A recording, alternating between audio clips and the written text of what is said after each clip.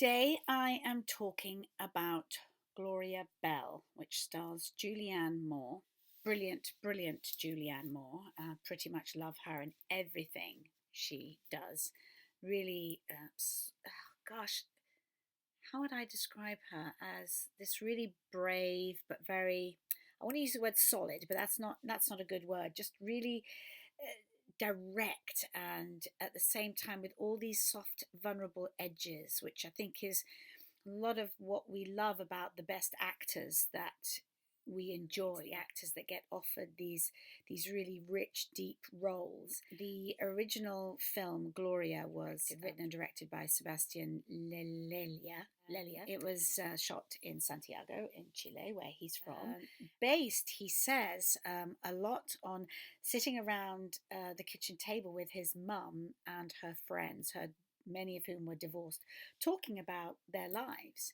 And he must have been this very young man just sitting there absorbing and listening to the way their dating lives and their families, their grown-up families. And he has made an amalgamation of those stories into this one woman, Gloria. Anyway, so it was originally a Spanish language film, which did very well. And Julianne Moore saw it and approached him and said, I'd like to do the English version, but only if you direct it. And he thought she'd come to say, "Oh, I loved it, but don't make a new version." But actually, she was going, "Please would you, and please would you direct it?" So that was nice to hear. So it's this single woman living in Los Angeles, and she goes to these singles nightclubs. I don't know where these nightclubs are because I lived in Los Angeles for 10 years, and there certainly were no singles dance clubs where you could go and dance to fabulous 80s music, and it was full of middle-aged, great-looking middle-aged people. Anyway, he did admit that it was something of a fantasy. He said there's a big single scene in Chile, in Santiago, but he realized that he'd sort of made it up for LA. Anyway, so that meets John Turturro. They start a relationship, but he keeps leaving. They'll be at dinner and he'll check his phone and he'll go, "I'll be right back," and then he doesn't come back. And it's one of those films that has that beautiful bittersweet quality to it where you identify so strongly. If it's not you or me, because I'm the same age as that character, I don't have children like she does, but I know friends of mine who do, and we all sort of share this common experience of loneliness combined with really loving being alone and making our own choices. But at the same time, when we seek out company, we'd like it to be reciprocal. Anyway, it's the most enjoyable essay on these women. And you look at this young writer director, and he really must be incredibly perceptive to have listened to all those stories and watched his mother singing in the car, and we've all done that, and made this beautiful film with this fantastic central performance. It unfolded slowly. It set up her life. There were these little recurring instances.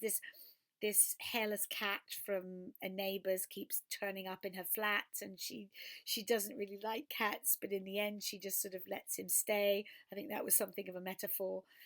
I don't want to spoil too much of it for you, but I really, really enjoyed it. My friend Lucy and I went, and we always go out for something to eat afterwards and a drink and have a chat about the film. And she was like, "I don't quite understand what she saw in him. He wasn't quite up to her. You'd think, And that sort of ties in with friends of mine who are being told, well, just lower your expectations, lower your standards. If you want to get a boyfriend at your age, implied, you have to not be so fussy."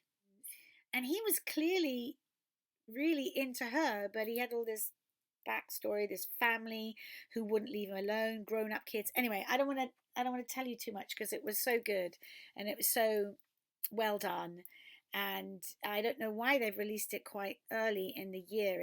It feels to me like it should have been saved a bit for award season. My kind of film. I would give it a 4.5 out of 5. I don't review the films I don't really like, do I? I'm a bit naughty actually. I only talk to you about the ones I want to talk about Because if I feel I'm having a moan, I feel like I'm criticising another filmmaker, and that's not fair. When I know how hard it is to make a film, it just means that it didn't work for me that time, or it's not my taste. So anyway, I'll keep talking about the ones I like, and also if you have any recommendations of a film you've seen that you'd like me to review, I can see if I can watch it, and which I'm sure I can find a way to watch it or go and see it, and maybe we can start a discussion about films. Certainly, if you have any thoughts about this, put them in the comments. Email me. I love talking about film and television. I will see you at the movies.